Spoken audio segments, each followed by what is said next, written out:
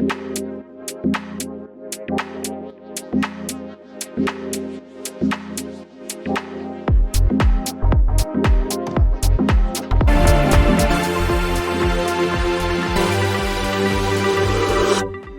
Mike, comment tu vas? Bonjour, ça va et toi?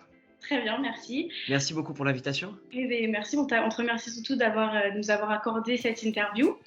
Donc dans Si. un premier temps, je vais te demander de te présenter brièvement, voilà, pour les étudiants, qui tu es, qu'est-ce que tu fais actuellement?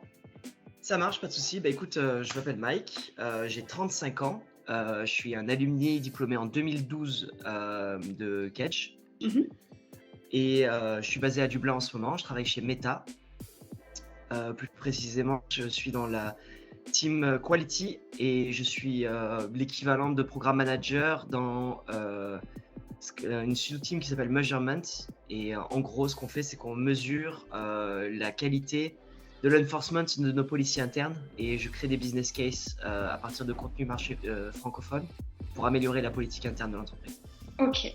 Moi, ça m'a l'air vraiment bien complexe, donc je pense que tu vas devoir nous expliquer tout ça dans une Il deuxième n'y a pas de partie souci. parce qu'il y a beaucoup de termes techniques. Bon,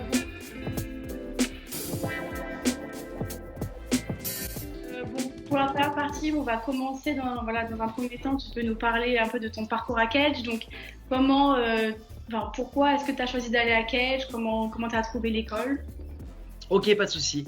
Alors, je viens d'une formation où j'ai fait pas mal de choses différentes, en fait. J'avais fait un bac, l'équivalent, l'ancien STG, c'était STT.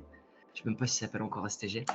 Ensuite, j'ai fait un BTS en réseau et télécom, une licence professionnelle en réseau et télécommunications à Lumini, spécialité sécurité des réseaux. J'ai rencontré un responsable de master sur le master Entertainment et Media Management. C'est un master spécialisé, Master of Science. Et il y avait une spécialité entreprise de médias à l'époque. Et j'étais intéressé parce que je me suis dit en 2008, les compagnies tech, ça peut être intéressant. Et donc voilà, je suis en plein dans mon truc. Et en fait, j'ai décidé de tenter le coup pour faire un Master of Science à Kedge en 2 ans. Donc voilà, après ma licence professionnelle. Et tu peux nous expliquer un petit peu quel genre de cours tu suivais dans ce master? Ouais, bien sûr. Au niveau des cours, c'était assez global. Donc, tu as genre du marketing, on faisait des cours de stratégie, on faisait un petit peu de négociation aussi. Enfin, il y avait un tronc commun en fait avec tout le cursus un peu généraliste que tu peux retrouver en école supérieure de commerce. Et en deuxième année, on a fait une spécialisation où c'était beaucoup plus sur tout ce qui concerne la compréhension par rapport à l'univers de l'entreprise des médias. Donc, quand je parle d'entreprise des médias, c'est tout ce qui concerne le fonctionnement dans une radio, production d'une émission de radio, production d'une émission de télé, production cinématographique, puis les différents corps de métier dans ces entreprises-là, mais toujours avec une accentuation sur la production. Donc voilà, c'est en gros, je sais pas si ça... Et t'es pas parti à l'étranger avec ce master? Si, en ce qui concerne mes expériences à l'étranger, en fin de première année, j'ai fait un stage à Cambridge, en Angleterre, D'accord. parce que j'avais des bonnes notions d'anglais, mais je ne savais pas le parler. Donc, j'ai fait un stage en marketing, marketing créatif. J'ai fait un Erasmus à Stockholm. Ok. C'est à Stockholm University School of Oui. Economics. Ok. Donc voilà, et je me suis spécialisé en marketing politique, performance management. Il y a un truc qui s'appelle Power Change and Resistance. C'est la faculté à résister aux boîtes où on dit qu'on est une grande famille et que tout va bien. Et en fait, c'est pour mieux te faire travailler longtemps, tout ça. Donc voilà. Ok. Ouais, c'est...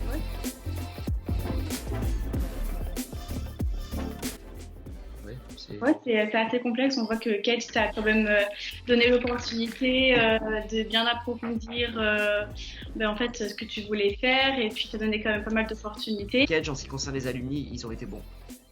J'ai eu des professionnels qui ont été mandatés par Kedge pour revoir mon CV. J'ai fait des ateliers directement sur lesquels les gens me préparaient par rapport aux entretiens, permettaient de renforcer mon discours en ce qui concerne mon projet professionnel, en ce qui concerne les opportunités. Ce qui a fait la différence par rapport à moi au niveau des opportunités de Kedge comparé aux autres, c'est que je les ai cherchées, ces opportunités-là. Elles ne viennent pas à moi. Elles ne sont pas venues à moi. Et c'est vraiment, vraiment important pour tous les Kedgiens qui cherchent justement à à chercher des opportunités qui sont importées par rapport à Kedge. Kedge n'est pas forcément super vocal par rapport à ça. Et donc, il faut être vocal, chercher directement avec son professeur principal ou son responsable des masters ou tous les gens qui sont en fait responsables de tous les différents départements de Kedge, parce qu'ils ne font pas forcément la publicité, mais ils ont des tonnes de trucs à proposer. Et il faut être proactif par rapport à ça. C'est à nous de faire les démarches parce que c'est vrai que le Career Center propose tout le temps des entretiens, des entraînements. Donc c'est vrai que ça peut vraiment nous aider. Donc c'est bien de le souligner. Merci. Ouais, il n'y a pas de souci.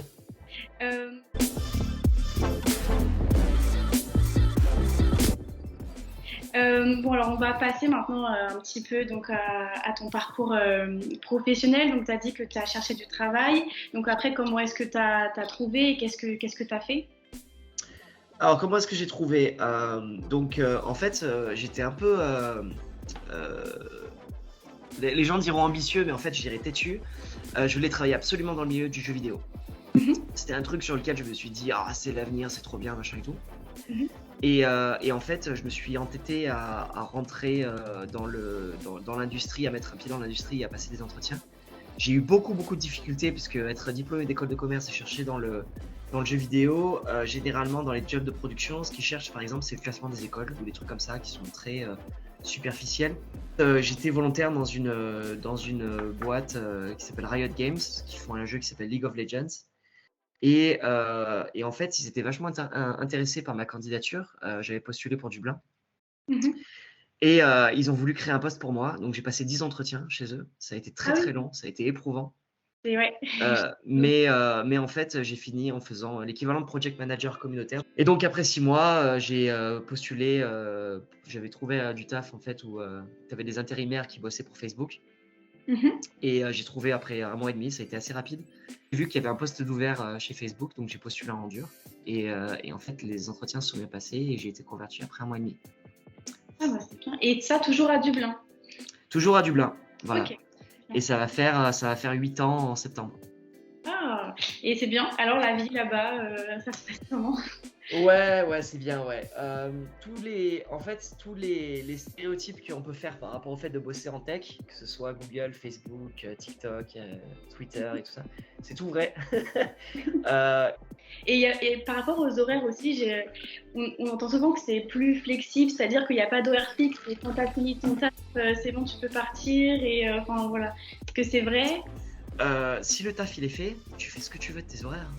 Si tu as des gens qui te posent des questions par rapport à tes responsabilités, par rapport à certaines choses sur lesquelles tu as des responsabilités, sois disponible pour elles.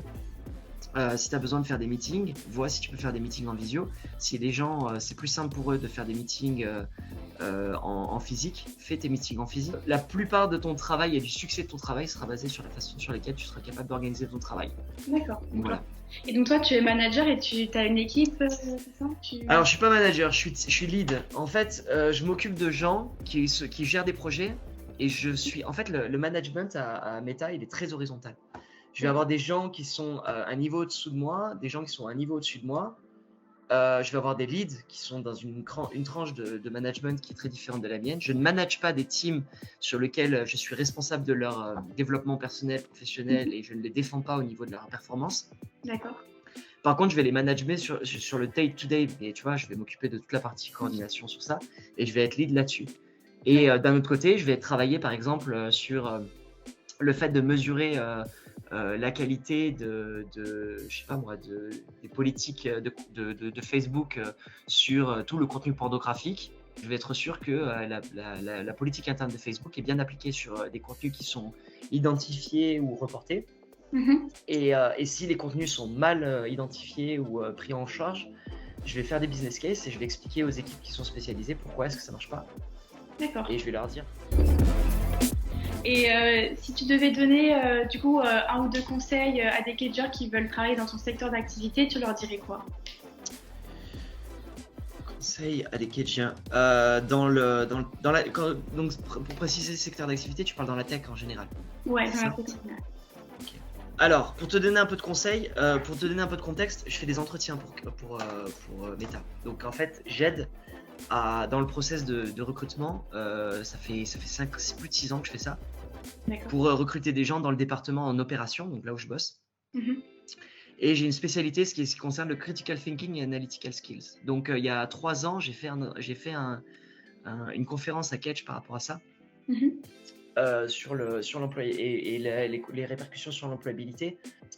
Et donc, ce que je veux conseiller au niveau des Kedgiens, et c'est le numéro 1 sur le conseil des Kedgiens, développez votre esprit critique, vos compétences analytiques. Demandez à Kedge de vous aider à développer votre esprit critique ou vos compétences analytiques. Si Kedge n'a pas les ressources, trouvez-le. Vous avez des ressources en ligne avec des sites qui sont dédiés pour le fait de développer votre esprit critique et vos compétences analytiques. Voilà, c'est le top 1 des conseils que je prendrais. Bien. Alors, merci beaucoup pour tous ces conseils. Pas de souci. Et puis tu restes disponible pour les Kedgers par mail. J'imagine s'ils ont des questions, ils peuvent venir te voir. Et je l'ai toujours été. En ce qui concerne les questions de manière générale par rapport aux carrières, par rapport au développement de la vie à Kedge, par rapport à tous les trucs comme ça, surtout n'hésitez pas. Vous pouvez me contacter directement. Et surtout, le mieux, c'est si les gens qui sont employés à Kedge veulent coordonner des initiatives qui sont un peu moins un par un et plus globales, que ce soit par rapport à une formation, par rapport à un département, surtout qu'ils n'hésitent pas à me contacter par rapport à d'autres trucs là. Parce que oui, effectivement, je serais ravi de continuer à apporter mon expertise là-dessus. Et voilà, c'est très gentil. Merci beaucoup d'avoir répondu à nos questions. Mais merci à toi, Mathilde, d'avoir coordonné cette interview, et merci à toi aussi pour aider tous les Kedgiens et coordonner les ressources pour leur aider à apporter un truc comme ça.